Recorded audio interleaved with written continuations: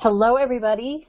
Thank you for clicking on this presentation. We are recording this not live, but we hope that it's helpful to lots of you if you're finding it on our website or within the application. This is our Grants 101 Fall 2021 application webinar. And this grant cycle, you'll be joined by me. I'm Michelle Zeitler, the Director of Programs and Operations, as well as Brooke Gentry, who is our Program Assistant, and we'll be handling a lot of the details of the process. So hopefully this will be helpful to you, and if this does not answer any specific questions you have, you're welcome to email us at grants@thesamfund.org. So you will see that, again, we have this new logo here. We are Expect Miracles Foundation's Samfund grants program now. Many of you, I think, already know that in 2019, we just passed our 2-year anniversary, the Samfund joined forces with Expect Miracles Foundation. And we are so happy that we did this, and it has allowed us to expand our services and allowed us to give out more funds and just do a lot more exciting stuff than we were able to do on our own. So this has been a terrific partnership. So the Samfund as an organization no longer exists, but we do still exist under the umbrella of Expect Miracles Foundation. So Expect Miracles rallies the financial services industry and beyond to invest in cancer research, as well as providing direct financial support to young adult cancer survivors. So a little bit more about our grants. We recognize that cancer isn't free, and that the costs do go far beyond just the medical bills that folks may be receiving. Cancer has a much greater cost, particularly for young adults. Depleted savings accounts. A lot of times folks have not been able to accumulate all those savings at the time that they're diagnosed in their 20s or 30s. They have to take time away from work. Sometimes they lose their jobs, have to deal with substantial COBRA or insurance premiums, additional prescription copays. So our grants are intended to kind of alleviate or give some relief from this immediate financial pressure, so that folks are able to spend the time that they need moving forward, whether it's towards personal goals, professional, academic. And also we recognize the sort of intangibles, the relief that can come from receiving a grant, not just financial, but also sort of realizing that, you know, somebody's in your corner, somebody believes in you, and helping folks to feel motivated and supported, and also empowered to go ahead and achieve your goals. So it does depend a little bit each year on how much we awarded. Last year we were able to award, as you see, again, as a result of our partnership, much more in the way of funding, also because we launched an emergency COVID fund, so we were able to give out additional funds besides our typical normal spring and fall grant cycles. So we were able to give out over $450,000 last year, which is amazing. The average grant size is still $1,500 to $2,000, and we're not exactly sure what 2021 will look like as a whole, since it's only halfway through the year, but we are hoping to be able to give out a good amount of funds again this year. So we do have some updates from the last grant cycle in terms of eligibility. We had added a couple of eligibility requirements during the course of COVID, during the last 2 grant cycles. Although we recognize that COVID certainly is not over, we did return to some of our original eligibility criteria. So still folks in the U.S. who are between 21 and 39 at the time of application, so not the time of diagnosis, but at the time of the application. And that deadline is August 5th, so as long as you're between 21 and 39 at the time you apply. The one thing we are keeping in here, individuals who are not currently listed as a dependent on someone else's taxes, but who meet one of the following criteria. So either have completed their planned treatment with no evidence of disease, or are 1 year following the completion of planned therapy with stable disease, or are in remission and on long-term hormonal therapy or long-term targeted therapy. So those treatment-related criteria do remain the same. You just need to meet one of those in addition to the others above. So previously we had included a criterion about having been diagnosed within the last 5 years. We're no longer including that. So if you were diagnosed as a child or before 5 years, and you meet the other criteria, you would be eligible to apply. And just to note, as always, folks who received a grant in the last grant cycle, we do ask you to wait until the following one to reapply. So what types of Samfund grants are awarded? This is also different from the last grant cycle. The last 2 grant cycles, we limited all requests to just 1 month of rent or mortgage, up to $2,000, to, again, prioritize housing during the sort of height of COVID. Again, we recognize that's still, a major priority for some people. You're certainly welcome to make a rent or mortgage request, but we have expanded our list to include a handful of other categories, which you can see on our website. But just as a side note, the Samfund does, or rather Expect Miracles Samfund program does not provide assistance for business-related requests, undergrad tuition, credit card repayment, payments or repayments to friends or family members. This is a big one. Purchase of a car, or weddings or vacations. We do try to prioritize people's really immediate financial needs. So again, please see the website for the actual full list of the categories. It's a handful, and we're limiting it this time to 2. So we're asking people to make their 2 most important categories and to sort of make them in order of importance. So number 1 will be your most important request. Number 2 will be after that. And for family building, people who are interested in family building requests, that would be folks who are seeking assistance with IVF, IUI, any kind of assisted reproductive technology or adoption. Then we would say, please wait until we're going to start implementing again our separate family building grant cycle later in the fall. So please do wait for that. Folks who are good candidates for family building tend to have some resources, tend to have been able to save up at least partially towards whatever process they're planning to start, and just need a little bit of money to get to that next phase, I would say. So the financial profile of folks applying for family building does tend to be a little bit different. You're welcome to contact us for more information about that. But in the meantime, we want to talk a little bit about what we look for in an applicant for our main grant cycle. So good candidates for a grant are able to talk about how their cancer experience has impacted their current finances, can really draw a clear line, whether it means, because of your treatment, you aren't able to do the same work you were doing before, you depleted your savings, you're dealing with excessive medical costs now, your household went from 2 incomes to 1 or from 1 to 0, that sort of thing, that your financial needs are immediate and you're not able to get assistance from any other source, although we recognize that nobody wants to have to rely on friends or family members to support them. If you're fortunate enough to have that as a resource in the meantime, we'd say likely people who don't have that would be prioritized. And finally, folks who are, struggling financially as a result of their treatment. And again, some examples here having to do with whether, that your household's income decreased, whether you're dealing with high medical bills, dealing with, crazy deductibles, or, after effects from your treatment that aren't allowing you to go back to work in the way you did before. So there are a handful of short answers, short essay questions, and people don't need to be excellent writers. We certainly don't judge people based on their writing skills, but we do need folks to answer the questions as thoroughly as possible.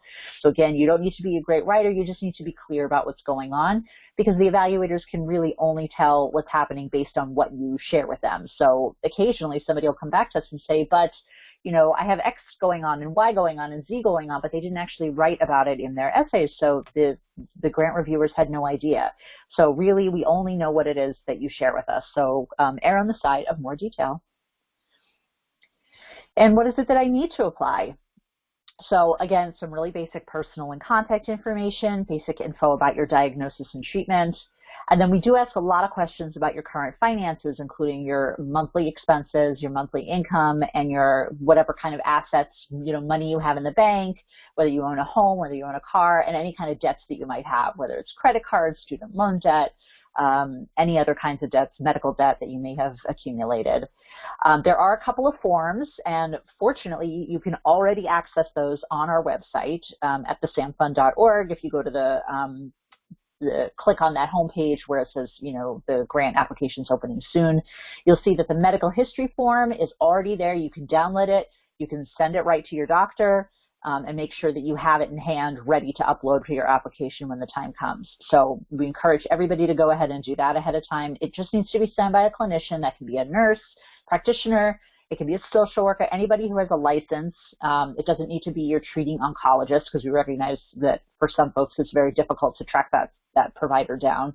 So anybody who can verify that you were treated for cancer and just the rough details of, where you were treated and approximately when can indicate your eligibility on there. We do ask for your 2 most recent 1040s from your tax returns. That's, again, usually just a 2-page form. It says 1040 on it. We're not looking for W-2s. We're not looking for your full tax returns, just your 1040s from those last 2 years. If you didn't file taxes in either one or both of those years, then we do require an affidavit as well, a signed affidavit. The affidavit is also located on our website right now. It's just a form that talks a little bit about what you may have earned over the last couple of years and why you didn't file taxes. So you will edit that however you like. You could do it with a pen. You can do it on a computer. It's a Word document, so you can edit it however it's most comfortable for you, just to reflect your personal experience. And the last thing that we'll need in the application when you apply is the name and address of a person or a company to whom the grant would be paid. So we do not write checks directly to our grant recipients. If you're applying, say, for rental assistance, we would write a check directly to your landlord. If you're applying for a grocery gift card, we would go ahead and purchase the gift card from that grocery store or from that chain and have it sent to you. So again, you should never be indicating that you are the payee. We're not sending money directly to you. We'll be sending it to the person or the company. And I'm going to toss it over to Brooke to talk a little bit about the application itself. Thank you, Michelle. Hi, everybody. I'm Brooke Gentry. I am the Samfund Grants Program Assistant. And I am the person who, if you have any issues or questions while you're applying, that you would be emailing back and forth with or speaking on the phone with. To set up an online application, you're going to click the link to the application on or after July 8th. July 8th is the date that it will be posted on our website. And that'll be at www.thesamfund.org/get-help/grants. And another way to access that is through the bit.ly, which is bit.ly/fall2021grants. And so that's the page that will have both the link directly to the application and then also eligibility requirements and other frequently asked questions. Once you click that link from our grants page, you will either register for an account if you've never applied with us in the past, or you will click change password if you've previously applied during another grant cycle. We're going to get into more details later on, but essentially it's most important that you read carefully, follow instructions for each step, answer every question to the best of your ability and as completely as possible. Like Michelle mentioned earlier, our evaluators can only go off of the information you do provide in your application, so be sure to be as thorough as you can. And then once you do submit, make sure you receive an email confirmation. To submit, you'll be hitting a button that says send at the end of your application after signing and dating it electronically. If you don't get an email, it's likely that your application was not successfully submitted, so please contact our office immediately. You can reach us over email to grants@thesamfund.org. That's grants@thesamfund.org, or you can give us a call to 617-938-3484. And like I mentioned, this is a screenshot of that landing page. So once you go from our grants info page on the samfund.org website, you'll be taken to this landing page. As you can see, if you're a new applicant, if you've never applied with us before, you're going to click or you're going to fill out the beginning of the form. So your first name, your last name, your email, you're going to create a password and sign up.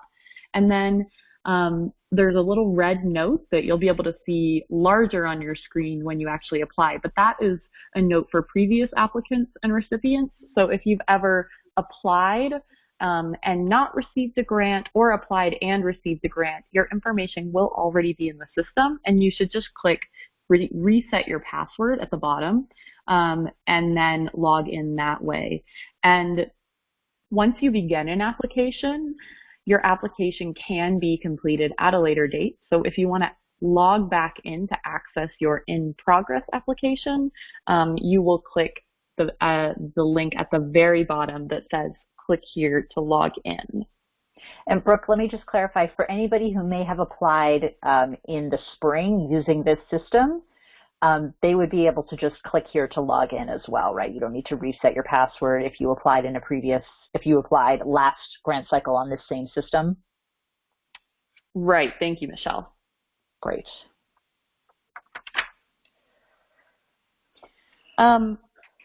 So it's possible that upon registering and completing the initial eligibility questions, which will be the first questions you'll be prompted to answer, that you receive an error message where you're unable to move forward with your application. The error message could be similar to the ones that we're showing on this slide. If that happens, it's possible that you are not eligible. Please go back and check all of our eligibility requirements again. They're on our website under frequently asked questions. They also are in the application itself, and just ensure that you meet them. And if you do meet them and you still can't move forward, please email me to grants@thesamfund.org for assistance.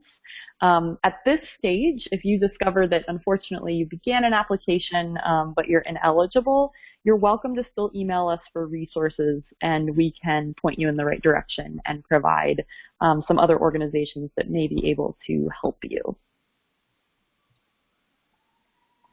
And so just more detail about those forms that Michelle mentioned earlier. Besides completing the online application, we require two other things. That's the medical history verification form and tax documentation. For the medical history verification form, that's just something we use to verify your diagnosis and your treatment information. And for this form, we suggest that you send it to your doctor as soon as you can. It's actually available on our website right now. You can click the link in this slide, or you can just go to the bit.ly, bit.ly/fall2021 grants, or the samfund.org/gethelpgrants, and access that form right now. Because it needs to be filled out by a licensed medical practitioner, it's possible you might have to wait for your doctor's office to get it back to you, and we don't want it to be late and then your application to not be submitted by the deadline. So please do send it to them as soon as you can. You would just fill out your name and your contact info at the top of the page. You should not need to print it. You could fill it out electronically. You could still print it if you wanted, but you should be able to pass it along to your doctor electronically and not need to go into the office physically unless you're already doing that or you would prefer to do that. The doctor will then fill out the other fields on the form, select the appropriate eligibility criteria, and sign it. And then they should return that form to you and not send it directly to us. That's because you're going to upload that form directly into your online application. If you encounter any issues uploading the form, we can upload it for you. However, you will still need to finish and submit your application after we upload the form for you. So if you do plan on going that route, please be sure to confirm with us that we have received and uploaded the form for you. And the form is required before your application can be submitted. So make sure you download it and get it to your doctor right away. Thanks, Brooke. And just a quick note, from time to time, because people are awaiting this form from their doctor's offices, they may upload some sort of blank form in that spot in the application so that they can submit it.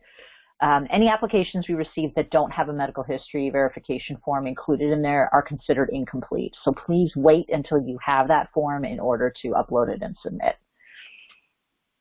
Thank you, Michelle.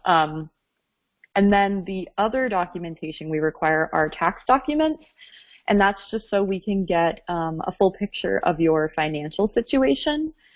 We can only accept the first 2 pages of your 1040s for the last 2 years if you did file taxes or an IRS tax transcript. Like Michelle mentioned, we can't accept W-2s, so please make sure that the tax documents you're submitting are your 1040 forms. If you'd like to redact or black out your Social Security number, you are welcome to do so. Obviously, we will not share any of your confidential information, but feel free to do that before submitting. And again, it's just the first 2 pages. Those 1040s can be really long sometimes, and the IRS transcripts can also be especially long. So be sure to just submit the first 2 pages. If you have any questions about shortening a PDF document or need assistance with that, feel free to email grants@thesamfund.org, and we'd be happy to help. And again, it's the first 2 pages of your 1040s from the last 2 years. So from 2019 and 2020. And then if for any reason you didn't file taxes in either one or both of those years, you will be asked to download and submit an affidavit. That affidavit is a form stating why you didn't file taxes in one or both of those years. And we actually have the blank affidavit form for you to use available on our website right now. It's in the same place as the medical history form. On the landing page under samfund.org, you click Get Help, then you click Grants, and all of our frequently asked questions, eligibility requirements, those forms, and this webinar will be available to you there. And when you're filling out that affidavit, you will just select why you didn't pay taxes. There could be a number of reasons. Maybe you are disabled, maybe you are working a job where you did not pay taxes, etc. You will just indicate that on the form. And if you have questions about how you should fill it out, about your specific situation, please feel free to email us and we can offer assistance with that too. And then the affidavit does not have to be notarized. It just needs to be signed by at least one witness. So you shouldn't need to take it anywhere. You could have it signed by a friend or a family member. But again, it does not have to be notarized. It just needs to be signed by at least one witness. And again, only complete the affidavit if you didn't file taxes in 2019, 2020, or both. Otherwise, we will accept those 1040s. And if you don't have your 1040s, you can follow that link in the slide to access your IRS tax transcript and download it from the IRS website. And to reiterate about our eligibility requirements, those who are currently financial dependents cannot apply. But if you were previously claimed as a financial dependent, maybe in 2019 or 2020 by your parents or guardian, but you are not a financial dependent now, for example, maybe you were in school, your parents claimed you, now you've graduated, you're living on your own, and you are financially independent and will file as such for the coming year, do not submit your parent or guardian's tax documents. Instead, fill out the affidavit and explain that situation on there and submit that. And then to submit forms, you'll be prompted to upload the medical history form, your tax documents from the past 2 years, or affidavit, if applicable, directly into the online application. And so please do first attempt that before sending the forms to us. If for any reason you encounter issues uploading those forms, we can upload them for you, but like I mentioned before, you will still need to finish and submit your application after we upload those forms for you. So don't just send us the forms and then think that you are done, because at that point your application won't have been submitted. And our email address is grants@thesamfund.org. You can send the forms there. You could also fax them to us. Our fax number is 866-496-8070. And as far as file types, the application will accept PDFs for those forms, but I believe you also will be able to upload a JPEG or a PNG. So if you need to take a screenshot of your forms for any reason, if you need to take a picture of your medical history form once you receive it back from your doctor because you are unable to scan, you are welcome to take a photo and upload that photo. You can also use a phone scanning app. I think TurboScan is one of them, and that's just an app you download onto your smartphone, and it allows you to scan. But again, that's not completely necessary. You should be able to just take pictures of those documents and upload them. And if you encounter any issues, just email us. And if you are planning on sending us your forms and having us upload them for you, please make sure you send them to us no later than August 3rd to ensure that we can upload them in time for you to go ahead and finish and submit your application before the August 5th deadline. Thanks, Brooke. And I think it's also worth noting for people who don't have access to a computer that you should be able to fill this out entirely on a smartphone. You may just need to print out, if you didn't file taxes in both 2019 and 2020, you may need to print out the affidavit somewhere.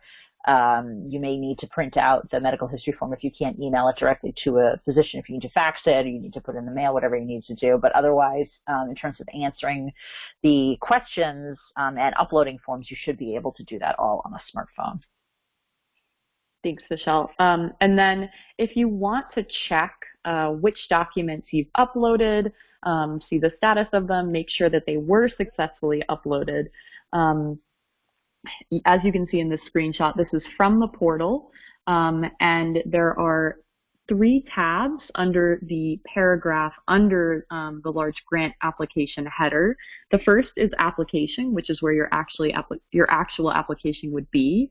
The second is a read-only form where you can review your responses. And then the third, the one that is in orange and has an arrow pointed to it, that is the Review Documents tab. And if you go there, you can see which documents you've uploaded. And you'll be able to do this at multiple parts of the application process. So say you start an application, then you log out because you want to finish it at a different time. You log back in. From the landing page, you click Continue Application. That's where you'll be able to see this Review Documents tab. But also, once your application has been submitted, you won't be able to make any changes, but you'll still be able to review the documents that you submitted there. And then I was getting ahead of myself, but to continue an application, you will log back into the portal. So since you've already registered, if you never applied with us before, or if you did apply with us prior to the spring, you've reset your password, or if you applied in the spring and you just logged in, you will be taken to this page because you've already started an application and given the option to continue your application with that purple button. Now, one thing that's important to note is as you're moving through the application, your responses are saved as you hit next on the bottom right-hand corner of the page. And so everything should be saved after you click next. However, if you fill out a page and then quit out of your browser before clicking next, those answers will not be saved. So if you do plan on logging out and finishing the application at a later time, please make sure you click next on the page that you just filled out so that your answers do not get deleted, especially if it's a page with essays and whatnot. That's great. Thank you, Brooke. Those are some really helpful tips. We always want to make sure that everybody's data gets saved, particularly the essays, and that we don't lose those. So save, save, save. So just a last word here. You do have an opportunity to go through and, again, review your responses. We recommend you do that before you go ahead and submit. We can't go ahead and we can't unsubmit applications or deal with errors after you submit, but we are always happy to answer questions beforehand if you're unclear about something. And unfortunately, any applications that are incomplete or are missing forms or have incorrect forms, we're not going to be able to review. So we do suggest you look really carefully. We know this takes a lot of time. That's why we make ourselves so accessible, so that we can try to give you any information that you need or any assistance that you need or any help that you may need in advance of the deadline. So we do recommend you start early so that we have that time to help you. Certainly the earlier you contact us, the easier it is for us to get back to you. As we start to get closer to the deadline and it gets a little more hectic, it becomes harder for us to return those emails or calls in quite as timely of a manner. So again, we want to do everything we can to help you submit a strong application. Those of you who are actually taking the time to listen to this already are on the right track, so well done. And just to review the timeline, the application will be available starting on Thursday, July 8th.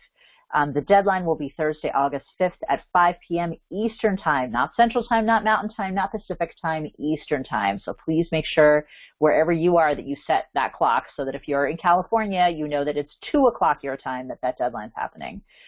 We do suggest, again, you get that medical history form to your doctor as soon as possible. We can't accept any late forms from time to time. The doctor really holds up that process through maybe no fault of their own, but that's why we do suggest you get it in as quickly as possible so that if you find that physician isn't going to be able to get it to you, you have time to go see somebody else or a nurse practitioner who can get it to you a little more quickly. And we should be notifying everybody about the status of their application, hopefully by mid-September. We're going to do our best to make that happen. And if we find that there are any delays to the process, then we will certainly we'll sort of send a note out so everybody knows. But we notify everybody regardless of your status. So I think that's about it. Again, we've got lots of information on the site. You can, go to our homepage, just the samfund.org, click on that homepage slider, or use the bit.ly that Brooke shared, the Fall 2021. What was the bit.ly, Brooke? It was Fall 2021 grants? Yes, it's bit.ly/Fall 2021 grants. Awesome. Okay. And always feel free to email us with any questions. We do have a phone number, but I would say by and large, particularly because we're still remote, I don't know which combination of us will actually be in our office, that email is definitely the fastest way to get a response. So we can always call you back if that's necessary, but if you email us, emailing us is the smartest first move. Anything else to add, Brooke? Yeah, Michelle, I don't know if I mentioned this when talking about the medical history verification form, but that form does not need to be filled out by, the oncologist who treated you. It just needs to be filled out by a licensed clinician. I think I did mention this. Yeah. You did. Okay. So anyone with a valid medical license number who can verify your treatment status. So like Michelle said, if you do send it to your primary oncologist, your main doctor, they may be pretty busy. And if they're not getting back to you, I would recommend talking to a nurse practitioner. You could talk to the office, explain what you're trying to do, and that you need someone who can verify your treatment status and who has a valid medical license number to fill out the form, and they should be able to point you in the right direction if you find that there is a delay getting your doctor to fill that out. Great. Well, good luck to everyone. Again, please contact us with any questions. The application will be posted sometime on the morning of July 8th. I can't give you an exact time. We'll do our best to get it up early, but it will close promptly at 5 o'clock Eastern Time on August 5th. So again, contact us with any questions and take care. Thanks so much. Thank you.